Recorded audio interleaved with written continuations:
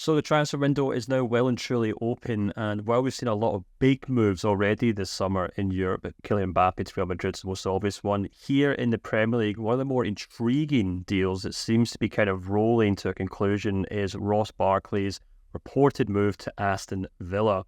Still under contract at Luton Town, who of course were relegated, but looks as though there'll be some sort of deal in place that allow him to move to Villa for a relatively low fee. Ben, this one intrigues me for a number of reasons. Ross Barkley, despite, with all the respect, played for a club like Luton Town, still one of the most recognisable names in the Premier League because of what he did at previous clubs, obviously most notably Everton. But he was also a very good player this season. So, how nice was it just to see him, in a sense, get his career back on track, get game time, and show what he can still do in the Premier League? Yeah, it was a proper redemption story, wasn't it? I think when he went to Nice and had an unsuccessful spell there, it really looked like his career was only going one way. As he headed towards his, reaching his 30s, it looked like a similar path to we've seen the likes of Dele Alli, Danny Drinkwater, players that just fall right off the cliff from the promise they once showed. Because when he came through at Everton, he was really, really destined for big things. I mean, I remember him getting compared to Paul Gascoigne when he first came through for England, when he was playing at Everton with Lukaku in front of him. I think they were a deadly duo. And Ross Barkley, I think he surprised everyone how well he's done this season. It was a bit of a strange transfer when he went to Luton. Just what people have forgotten Ross Barkley was even a footballer anymore. And then he went there and he's been one of the most consistent performers in one of the, let's face it, one of the poorer teams in the division. And there was even calls for him to get in the England squad towards the end of the season, which I don't think anyone would have predicted before a ball was kicked. But I think it's an astute signing for Aston Villa. Not too much money. He's 30 years of age, but hasn't played a lot of football over the last 5 years, so you can probably still get another 2-3 years out of him.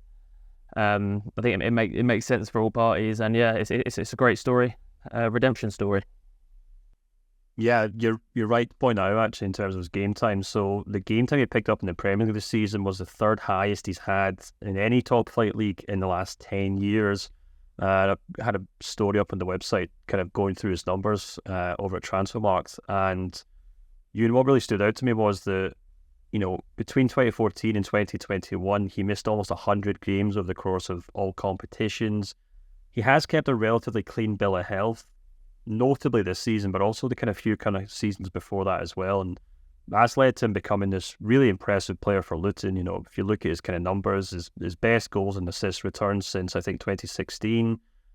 Only 13 central midfielders in the league picked up more key passes than him, passes into the opposing box, which I appreciate that's a lot of players, but you have to bear in mind he's also playing for a Luton Town team that averaged 1.3 goals per game, and of course we're up against it in just about every single match. So we're talking about a player here who finally got the game time that he's needed for some time now, and even in a relatively poor side in the Premier League, still kind of showed that attacking intent in the final third. Still a tremendous player, beating his opposing men as well. He's in the top 10 for most successful dribbles as well.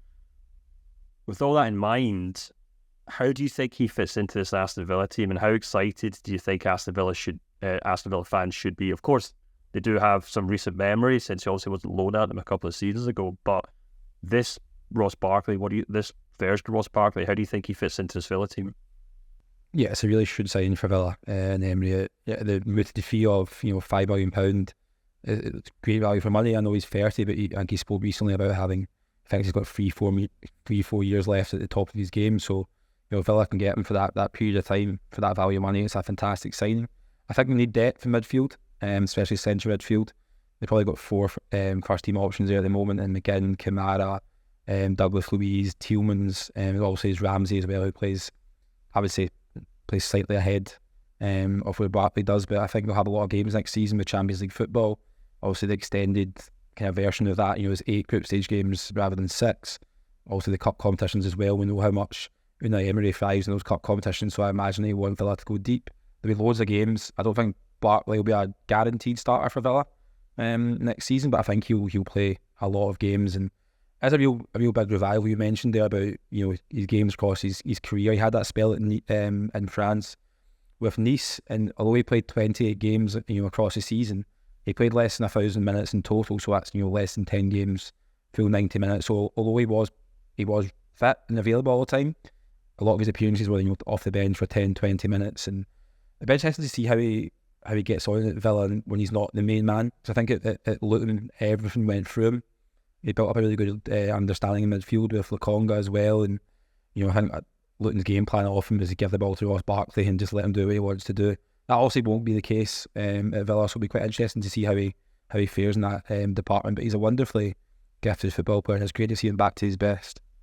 Yeah. Ben, you raised an interesting point there where, if you look back at the clubs he has worked at, which ones he hasn't, it's obvious that he's that kind of player who has to be the main man. He was also the main man at Everton, and he was also the main man at Luton, and he thrived there. Then goes to Chelsea. He kind of gets, obviously injuries are an issue there as well, but he also kind of gets crowded out by just the sheer amount of competition at Chelsea.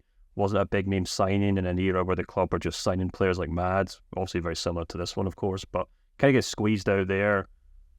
Do you think there's a risk that he go to Aston Villa, as Ewan says, they don't have a huge amount of options, but he's not a starter. He's second behind, McGinn or Douglas Luiz, Ramsey, whoever you will.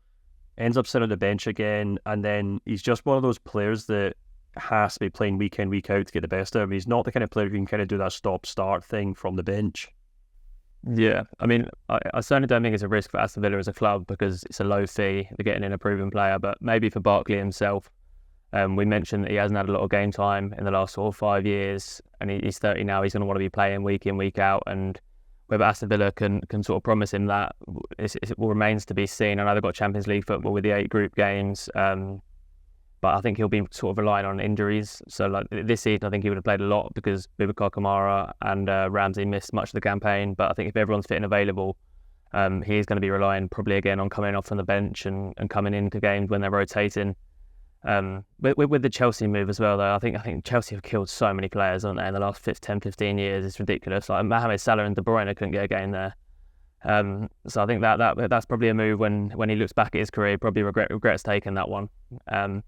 But yeah, he's going to a Champions League club. In fact, he's obviously got confidence in himself that he can get into that Aston Villa team and make a real difference, and he's got the opportunity to go and play Champions League football again. So I think it's a risk worth taking for Barkley, and I think it's a shrewd signing for Villa. Yeah, probably also worth finishing this on a positive note for Aston Villa fans, Ewan, and by pointing out that they've also got an outstanding head coach in Unai Emery, who's come into that Villa team, and it's not really been a case of Villa just spending untold fortunes on a new squad. He's more or less inherited the bones of that Steven Gerrard team, and he's just made every player a little bit better, hasn't he? The one that sticks in my mind is Leon Bailey, who who just couldn't buy a goal before Unai Emery came back, and all of a sudden he's one of the most kind of potent wingers in the Premier League. So I guess if you're Barkley, you're also kind of thinking, well, they've got a head coach there who focuses on the players he's got. He makes them better. And he obviously appreciates and respects the players that he does have and gives them game time. So I guess in a sense, Villa fans can be excited by the thought that, well, if Unai Emery wants him, he must have some sort of plan in place for him. Yeah, well, just look how well Unai Emery performed with this Villa squad compared to how Steven Gerrard performed with all but a few of the same players. So it shows the pedigree as managers between the two of them. But yeah, I think Villa, it's an exciting time to be Villa. I think they maybe overachieved a little bit last season. The huge disappointment in their season will obviously be losing to Olympiacos in Europe, because I think many people, myself included, felt they would be favourites going to win that tournament. And you see what happened with West Ham this kind of season before, and winning a European trophy, albeit being the Conference League, is still a massive thing for a football club. So yeah, it's going to Champions League football, good squad. You talked about Emery not spending so much money, but that'll be the case again next season, because they'll be limited what they can do due to kind of financial regulations. It's obviously well documented, how that's impacted other clubs. And although Villa will be boosted by obviously Champions League revenue, they'll be restricted in what they can do in the market. So that makes it even more sense to bring in a player of Barkley's ability for £5 million. It's a no-brainer. It might free up money for Villa to spend in other areas. And I think if they recruit a couple of players, obviously Tyrone Mings will come back. Ramsey will be back to full fitness. Kamara's not too far off, I think. So yeah, they're building a really good squad. It just shows the competitiveness of the Premier League. Yeah, absolutely. Well, Aston Villa fans, you can obviously let us know what you think of the move. How do you think Barkley will fit into the team? Do you think he'll play? Do you think he's a kind of natural successor to some of those players? Some that may move on, for example, like Douglas Luiz. It'd also be great to hear from some Luton Town fans as well. Just let us know what you've thought of Barkley this season, Obviously, sad to let him go, but we'd love to know what you thought he did well in that team over the course of the last season. You guys can let us know in the comments below, but you can also head to our website where we have a whole lot more content. And until next time, we'll speak to you soon.